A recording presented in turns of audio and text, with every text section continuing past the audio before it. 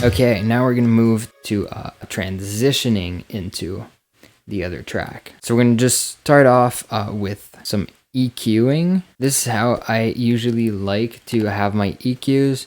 I like to have a little more mid in the playing track, and then in my upcoming track, I have absolutely no low frequencies.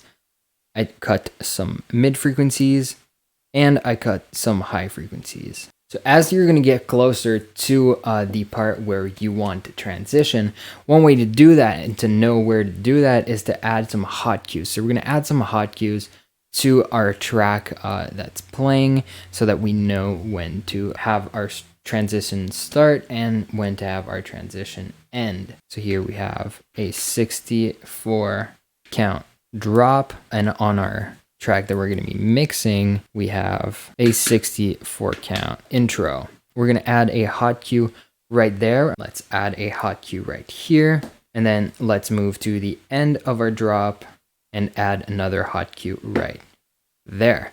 So this is our zone where we're going to want to have the transition happen.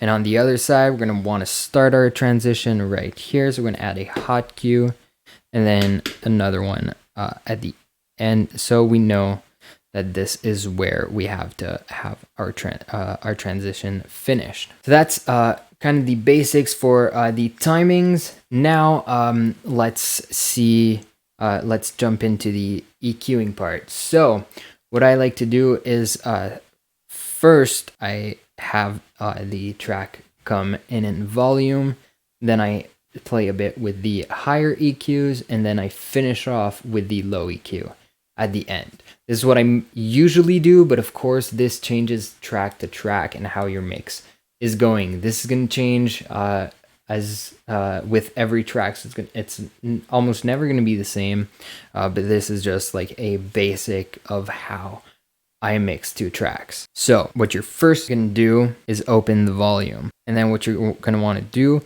is I put my finger and I put it slowly up to my finger, which is at the half point. So this is like for the beginning, and we're gonna I want to be at this point at the second half of the drop that we're gonna be mixing in. And then what you want to do is play with this knob right here. You're gonna want to put it up first and then start to remove from the other one. Then for the mid range, don't take out too much. You could do this at the same time. Just switch like so, slowly. And then at the end, I do this. Completely out. Before you mix in, one very important thing is to balance your track. Just see where they end up right here on your LED screen. That way you can have an idea of how loud your track is. If they're at two different levels, one track won't fit in with the other, so this is going to be important. Okay, so let's try out this transition.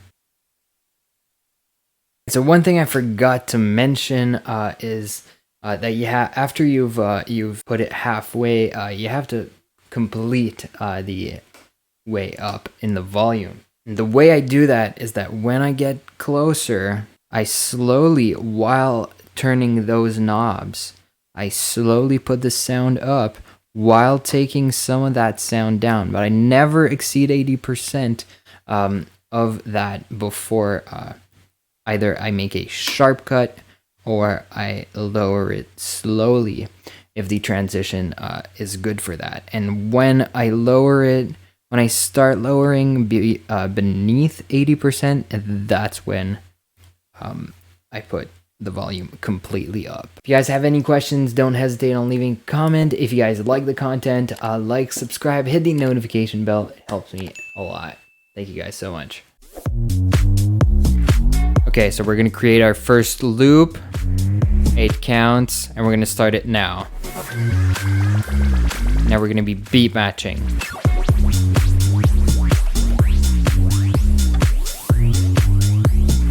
So when that's done, you can groove.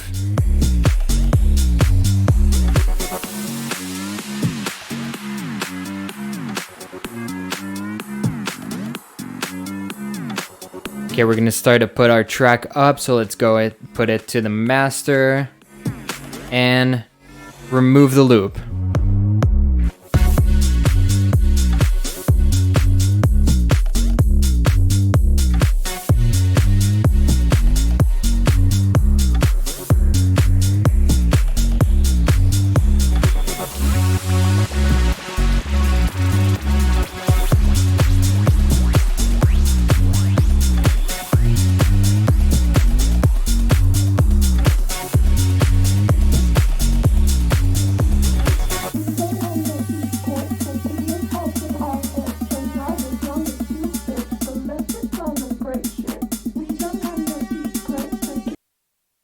Alright guys, thanks so much for watching this tutorial. I hope you guys liked it, and I'll see you next time.